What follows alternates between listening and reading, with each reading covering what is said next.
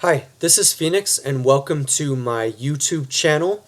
I encourage you to check out my other videos if you are new here or if you have been here before, and I definitely encourage you to like, subscribe, and share. And I'm very excited today to make this video about Moby Dick, a book that I just read, obviously by Herman Melville, and that I am excited to talk about. But before I dive in, I encourage you to check out my books at my author page at amazon.com/author/phoenix_rises.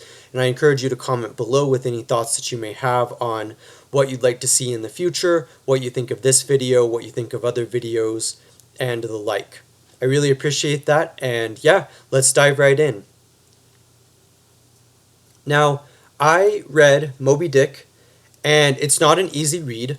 Before I read Moby Dick, the book I read right before that was Ulysses, which Ulysses, as you can imagine, is complicated due to the verbiage, so to speak, the language itself, and a lot of the references.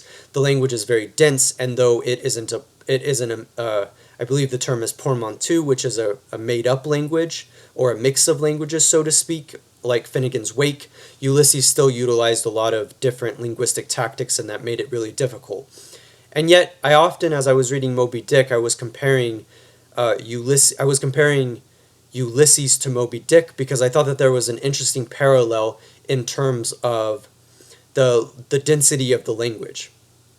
Now, language is an interesting thing, and I'm not going to go into that, obviously, but I will say about language that language is difficult because it constantly changes, and the way that we interpret texts often changes, and so I'm not really sure, as an example, how I'm supposed to perceive Moby Dick by Herman Melville, a book that was written in the early 19th century, but I am going to take a stab at it, and I encourage you to come along for the ride. So, as I was saying, the language is dense.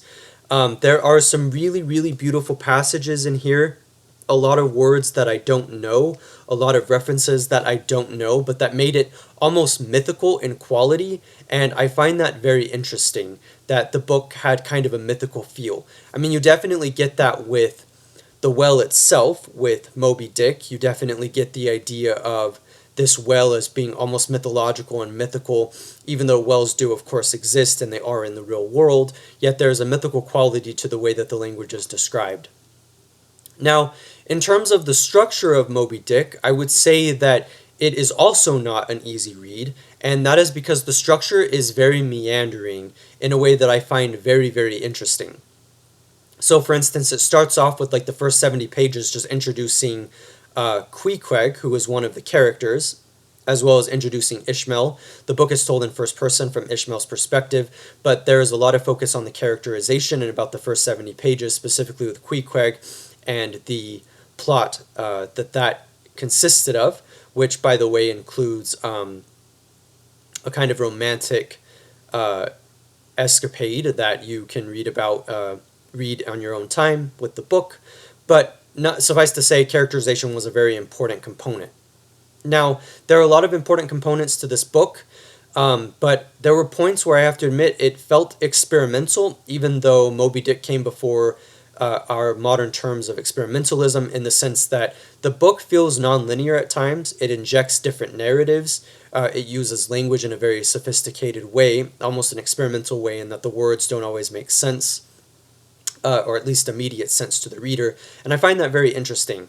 As a side note, I have been thinking a lot about the avant-garde and experimental literature because that was one of the things I emphasized in my degree at the U as an English major. But I have since then discovered that texts in general are complicated, and I have been able to realize that a lot of the terms that you might find in experimental literature are already scattered throughout the history of literature, and I think Moby Dick is a good example of that. For instance, in experimental literature, you often read nonlinear texts, and while this definitely gets amped up in modern literature, especially with modernist and postmodernist literature, Moby Dick incorporates that. But there's something really cool about the way that it incorporates the degree of nonlinear narrative, and that is the way in which it makes it seem as though there's just enough narrative that you feel as though you still know what's going on, and that was a really cool balance to have made. Now, there's a lot that I could say about Moby Dick, but I wanted to talk a little bit briefly about the literary history of Moby Dick. Now, I haven't read too many naturalist texts. I read most of Zola's book Germinal, which was another very difficult book. I read components of Darwin's Origin of Species, which is what naturalism was based off of. I've, of course, read Stephen Crane and Jack London. But naturalism, to me, seemed to be fitting for Moby Dick, even though Moby Dick came at least 50 years before naturalism, or at least before naturalism started to develop. And I find that interesting, but I'm not surprised that I considered Moby Dick to be a naturalist text rather than a romantic text. And the reason is because A, even though the book has mythological elements, it didn't feel as out there and really even fantastical as something by the Gothic writers or even the American Gothic writers such as Edgar Allan Poe, of course, who was a romantic writer. And I find it interesting that Moby Dick, this book, was able to talk about the harshness of nature, which is a text which is one of the attributes of naturalism, while also going into the more mythological and imaginative realms. Moby Dick, as I said earlier, is a believable creature to exist, and yet it kind of isn't, because there's almost a degree of exaggeration to the way that Moby Dick is described. So there's a very specific chapter where it delves into the nuances and complexities of Moby Dick, the whale as being white, and the complexities of him being a white whale. Does that symbolize purity, or does that also symbolize evil? And the interesting ways that the narrator talks about that. So I'm not surprised that I thought that actually Moby Dick was inspired by some of the similar ideas that you might find in Darwinism or the theory of evolution, because there is also the component of the environment itself and how harsh the environment is while you're at sea. But in the end, I was able to speculate and come to the conclusion that Moby Dick is more of a romantic text because of its emphasis on imagery, on the wild, on nature, on adventure, and all of those things. And so in that way, I definitely recommend the book for providing a sense of adventure and definitely being fiction and fantastical, even if it's also grounded in narrative as well as the setting of a boat, being on a ship at sea.